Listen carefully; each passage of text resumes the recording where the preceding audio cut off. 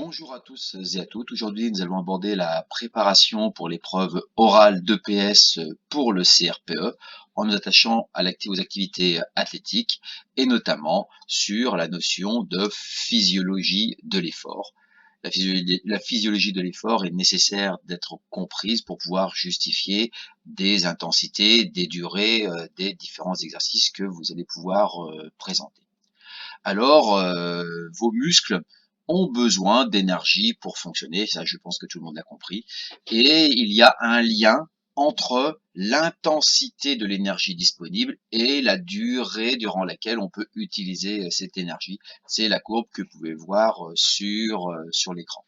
En effet, si vous demandez une intensité très élevée, alors la durée de maintien de l'effort, ça peut être une durée de maintien qui peut être que très faible. De l'autre côté, si vous voulez avoir des efforts qui sont très longs, qui sont beaucoup plus longs, alors vous ne pouvez pas demander la même intensité, vous êtes obligé de demander une intensité moindre. Il y a donc un lien, une courbe entre d'un côté une intensité de l'effort et le maintien de cet effort. C'est donc dans le cadre de l'athlétisme, un lien entre l'intensité et la puissance de l'énergie que les muscles peuvent fournir. Si on observe un peu plus en détail, on pourrait considérer que les muscles seraient comme un moteur hybride composé de trois moteurs qu'on appellera trois sources d'énergie, également trois filières. La première filière serait la filière anaérobie alactique. Cette filière anaérobie alactique que l'on peut voir ici a un tout petit réservoir, mais a une très grande puissance. Et donc, elle permet de répondre aux efforts brefs.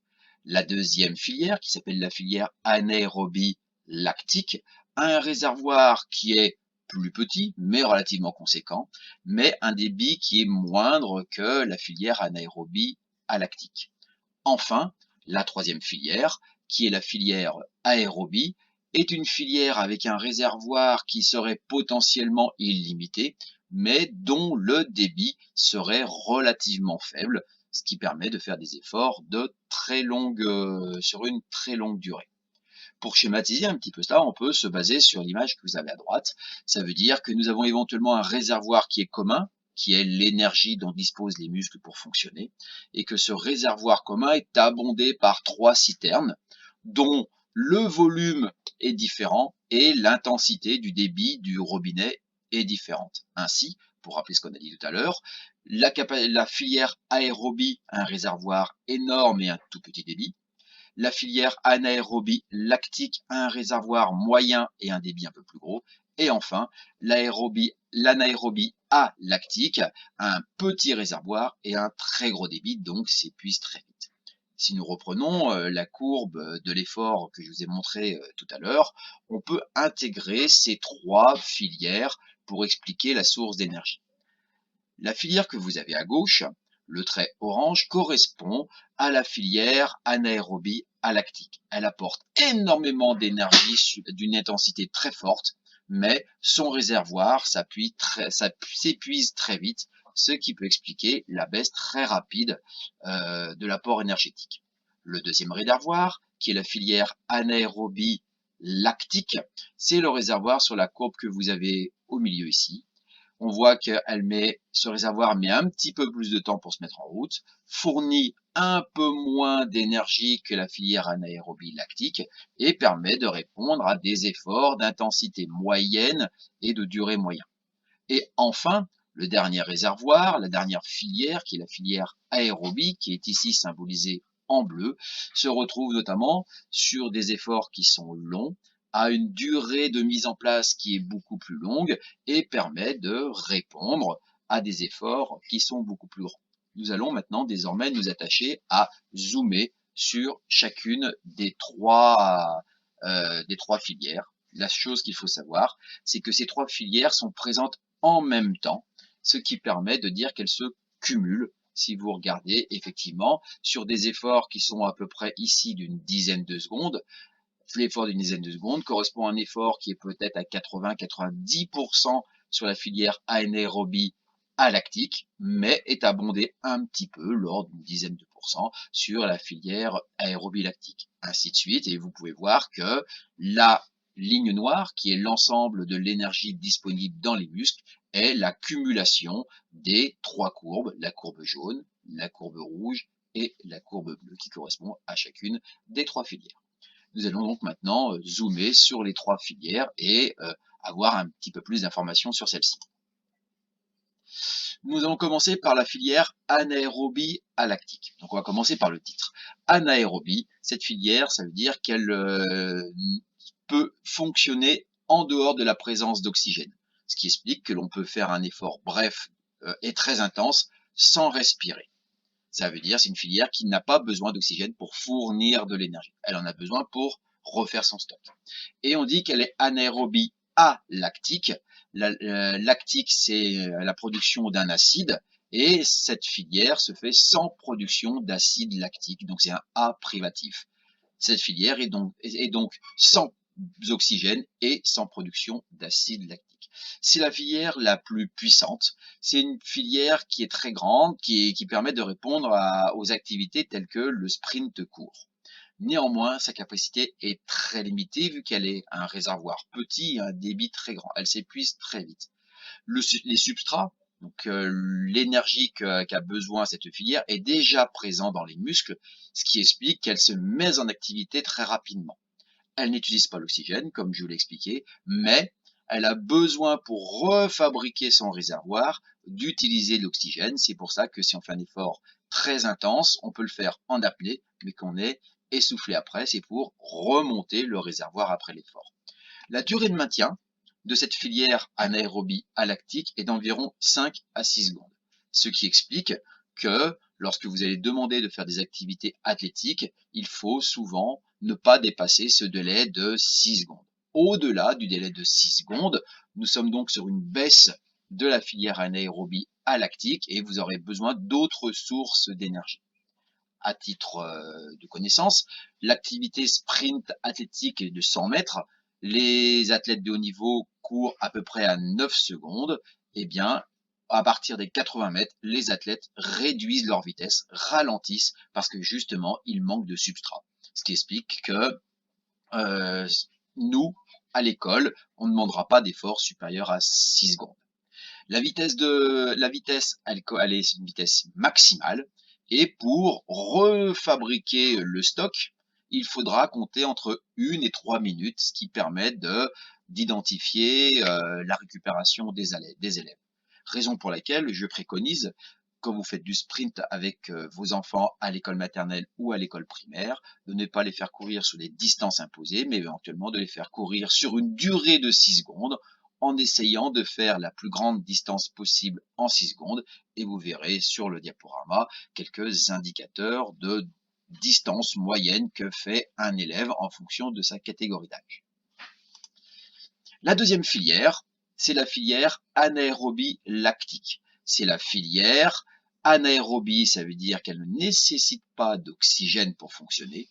Et elle est considérée comme étant lactique, ça veut dire qu'il y a la production dans cette filière d'acide lactique. Cet acide lactique va progressivement apporter de l'acidité au niveau des muscles et cette acidité va réduire l'efficacité de cette filière. Ça veut dire que plus cette filière va fonctionner, plus il y aura la production de l'acide lactique qui va quelque part réduire. Ce qui va expliquer que cette filière va progressivement s'épuiser dans le temps. C'est une filière sur des efforts relativement longs, mais pas trop. C'est des efforts qui vont durer de 20 à 30 secondes à 2 minutes éventuellement, et par rapport à nos élèves. Cette filière utilise des sucres qui sont présents localement dans les muscles, qui ont besoin d'être transformés. Elle n'utilise pas d'oxygène, comme pour la filière anaérobie alactique, mais elle a besoin d'oxygène pour se resynthétiser. Et comme je l'ai dit, il y a une sorte de déchet qu'on pourrait considérer comme étant de l'acide lactique, et c'est l'accumulation de cet acide lactique qui va en lui-même réduire cette ressource. Cependant, la mise en place de cette filière anaérobie lactique dépend, dans le développement de l'enfant, de son développement hormonal. Ça veut dire que la filière anaérobie lactique dépend quelque part de la puberté.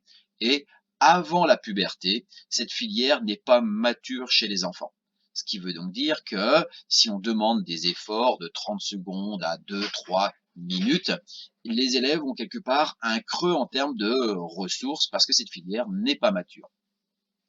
Même si les élèves peuvent quand même faire ce genre d'effort, ils peuvent produire de l'acide lactique, qui n'est pas un déchet dangereux, mais il n'y a pas d'intérêt à solliciter les élèves sur ce type d'effort, puisque leurs ressources étant non matures, ce n'est pas la peine de les solliciter, ça n'aura aucun effet et aucun intérêt. La durée de maintien de cet effort est à peu près de 30 secondes à 2-3 minutes et éventuellement, ce qui veut signifier que les activités à intensité maximale de 30 secondes à 2-3 minutes n'ont pas forcément d'intérêt d'être abordées à l'école primaire et élémentaire. Une fois la puberté mise en place, cette filière sera plus mature et éventuellement, nous pourrions éventuellement la solliciter.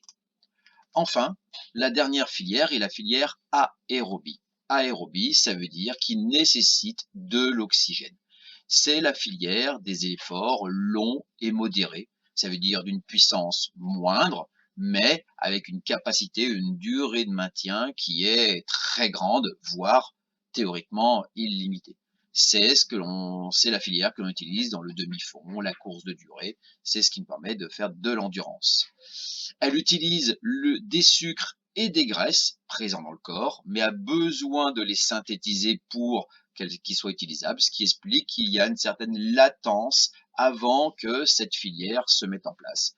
Cette latence s'explique justement par la transformation des substrats, du sucre et des graisses, en substrats énergétiques permettant de fonctionner.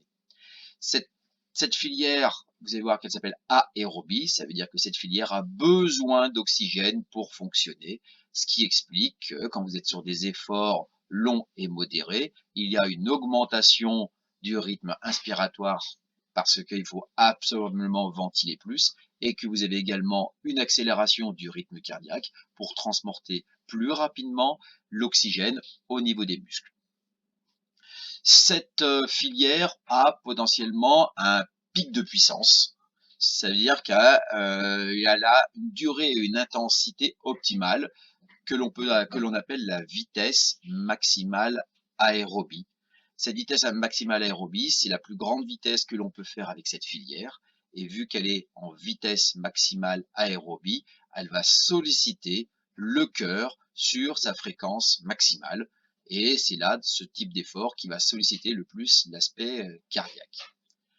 Ce type d'effort, ce sont des efforts allant de 5 à 6 minutes, tout va dépendre du niveau des élèves, mais si vous demandez des efforts maximales de 5 à 6 minutes, vous êtes proche de la vitesse maximale aérobie.